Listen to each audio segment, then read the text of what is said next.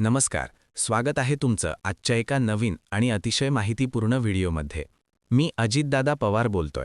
मला माहीत आहे आणि दुःखसुद्धा होत आहे की आज मी तुमच्यामध्ये नाही.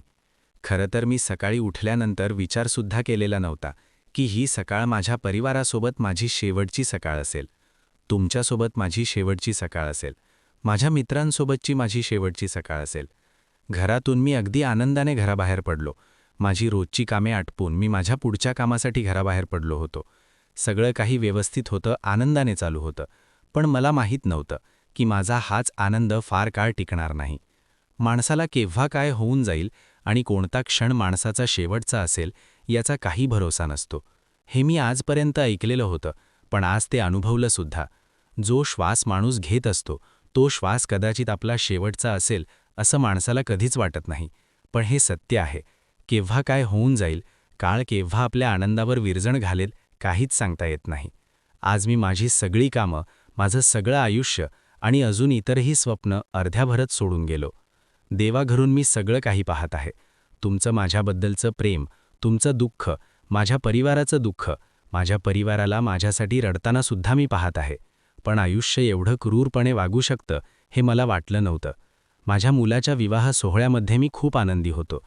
माझ्या मुलाचा सुखी संसार होताना मी खूप कमी दिवस पाहू शकेल असं मला कधीच वाटलं नाही. खूप दुर्भागी आहे मी. माझ्या परिवारासोबत, माझ्या पत्नीसोबतचा संसार देवाने मला अर्ध्यावरच सोडायला लावला.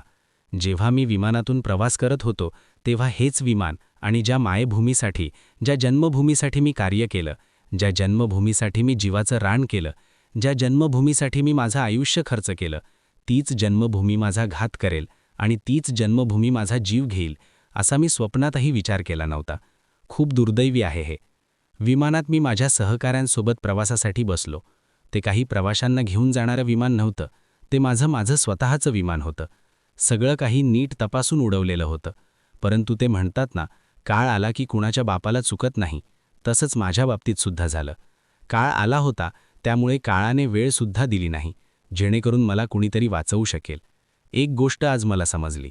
ज्याचं मरण ज्या दिवशी, ज्या ठिकाणी आणि ज्या पद्धतीने लिहिलेलं असतं तो त्याच पद्धतीने जातो. एखादा व्यक्ती गेल्यानंतर मागे राहिलेली माणसं वेगवेगळ्या पद्धतीने भाष्य करतात. ज्याला जे वाटतं तो त्या पद्धतीने तर्क लावतो, पण त्या गोष्टीला काही अर्थ नसतो. खरं तर हेच असतं की ज्याचं खुटलं तो जातो. हे सत्य आहे आणि यापुढे सुद्धा राहणार. माझ्याजवळ लाखो करोडोंची संपत्ती होती. मला जर काही झालं असतं, पण मी जिवंत राहिलो असतो, तर मी माझ्या परिवाराने माझी सगळी संपत्ती लावून मला बरं केलं असतं. मला वाचवू शकले असते. परंतु देवाचा न्याय वेगळा आहे.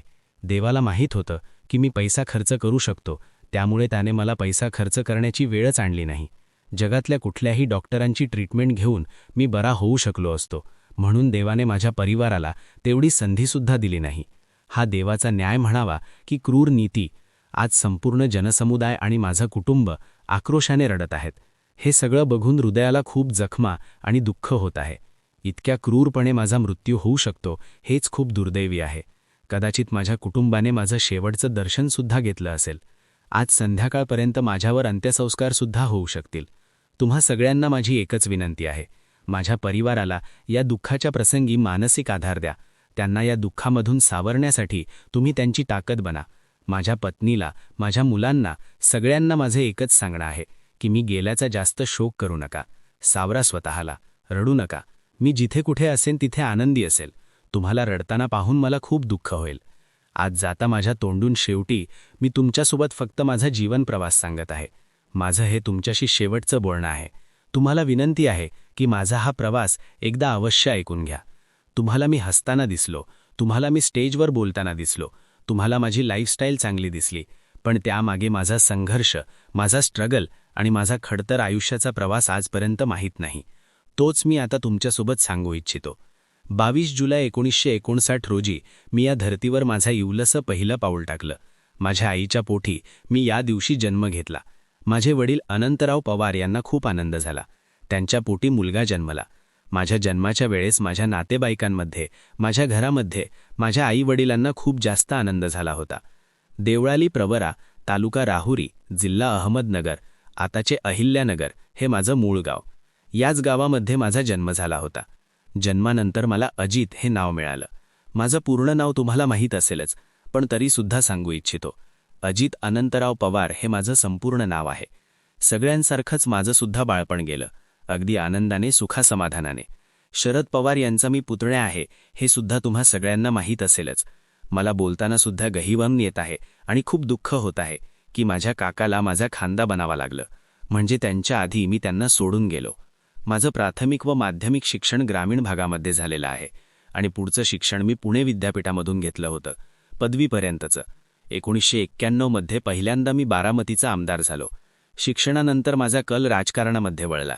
माझ्या कुटुंबामध्ये राजकारणाचा वारसा होता, त्यामुळे मी सुद्धा राजकारणाकडेच आलो आणि 1991 मध्ये मी पहिल्यांदाच बारामतीचा आमदार झालो. बारामती मतदारसंघातून सलग अनेक वेळा मला निवडून दिलं गेलं होतं. त्यानंतर राज्याचे उपमुख्यमंत्रीसुद्धा मी अनेक वेळा झालो. अर्थमंत्री, सिंचन मंत्री अशी महत्त्वाची खाती मी सांभाळली.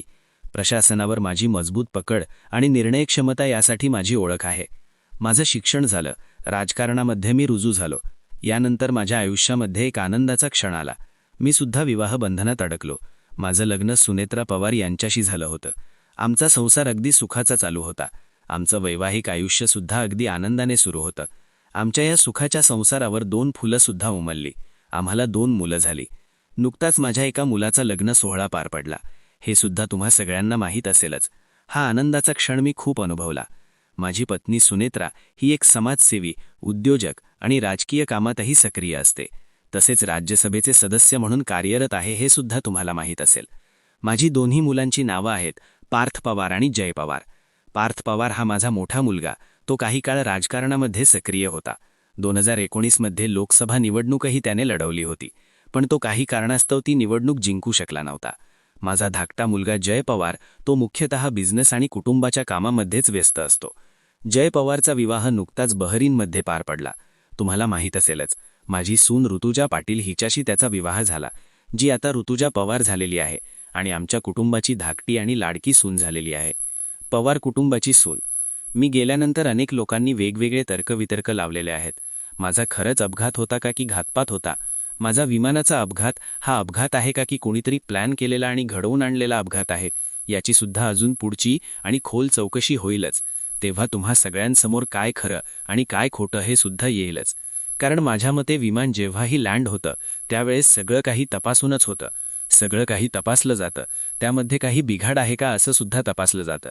पण कदाचित त्यामध्ये बिघाडसुद्धा असू शकतो किंवा कोणीतरी रचलेली ही साजिश किंवा क्रूर रणनीतीसुद्धा असू शकते. तुम्हाला माझी एकच विनंती आहे, या गोष्टीच्या मुळापर्यंत तुम्ही जा. खरंच माझा नियतीने घडवून आणलेला अपघात होता की माणुसकीला काळीमा फासणाऱ्या व्यक्तींनी घडवून आणलेला घात होता, याचा तपास झाला पाहिजे. आणि जर खरंच माझ्यासोबत अन्याय झाला असेल तर मला न्यायसुद्धा नक्कीच मिळवून द्या. एवढीच तुम्हाला माझी कळकळीची मनापासून विनंती आहे. माझी ओळख अजून काही वेगळी करून द्यायची काही गरज नाही असं मला वाटतं, कारण तुम्ही सगळे मला ओळखतातच. मला कडक प्रशासक, थेट बोलणारा नेता, स्पष्ट वक्तृत्व करणारा नेता अशी तुम्ही मला ओळख दिलेली आहे. तसेच विकासाची कामं, सिंचन, अर्थकारण यावर मी भर दिलेला आहे. महाराष्ट्राच्या राजकारणात प्रभावी आणि वजनदार व्यक्तिमत्व असं सुद्धा तुम्ही मला नाव दिलेलं आहे, ओळख दिलेली आहे. एवढी ओळख माझी पुरेशी आहे असं मला वाटतं. तुम्ही सगळ्यांनी मला आजपर्यंत अगदी भरभरून प्रेम दिलेलं आहे. तुम्हा सगळ्यांना मी शेवटचं टाटा बाय बाय म्हणतो आणि या दुःखाच्या प्रसंगी माझ्या कुटुंबाला सावरा एवढंच शेवटी तुमच्याशी बोलेन. आणि माझ्या परिवाराला देखील विनंती आहे, त्यांनी या दुःखातून सावरा. तुम्हाला सगळ्यांना माहीतच असेल, अजितदादा पवार यांचा आज सकाळी विमान अपघातामध्ये अत्यंत दुर्दैवी असं निधन झालेलं आहे. ते विमानातून प्रवास करत असताना बारामतीमध्ये त्यांचा विमानाचा अपघात झालेला आहे, ज्यामध्ये 6 प्रवाशांसोबत त्यांचं देखील दुर्दैवी निधन झालं आहे. हे प्रवासी नसून त्यांच्या सोबतची माणसं होती. हे इतर प्रवासी नसून पायलट किंवा त्यांची काही माणसं होती. हा अपघात इतका भीषण होता की कुणीही वाचू शकलं नाही. खरं तर महाराष्ट्रासाठी ही खूप दुःखद बातमी आहे आणि पवार कुटुंबावर खऱ्या अर्थाने खूप मोठी शोकळा आणि दुःखाचा डोंगर देखील कोसळलेला आहे. प्रत्येक जनसमुदायांमधून प्रत्येक माणसाकडून खूप हळहळ व्यक्त होत आहे. देवाने एवढ्या क्रूर पद्धतीने एखाद्या चांगल्या देव माणसाला घेऊन जायला नको होतं. नियतीने एवढा अन्याय करायला नको होता. पवार कुटुंबियांसोबत एवढी मोठी ही पोकळी आहे, म्हणजे अशी पोकळी आहे जी कधीही भरून निघणार नाही. अजित पवार हे जेव्हा आपल्या सगळ्यांना सोडून गेले तेव्हा ते केवळ 66 वर्षांचे होते. एक अतिशय दिलदार व्यक्तिमत्व आज सोडून गेलं. त्यांच्या आत्म्याला चिरशांती लाभो हीच ईश्वरचरणी प्रार्थना. अशा दिलदार नेत्याला आपल्या सगळ्यांकडून भावपूर्ण श्रद्धांजली. ईश्वर त्यांच्या आत्म्याला शांती देवो.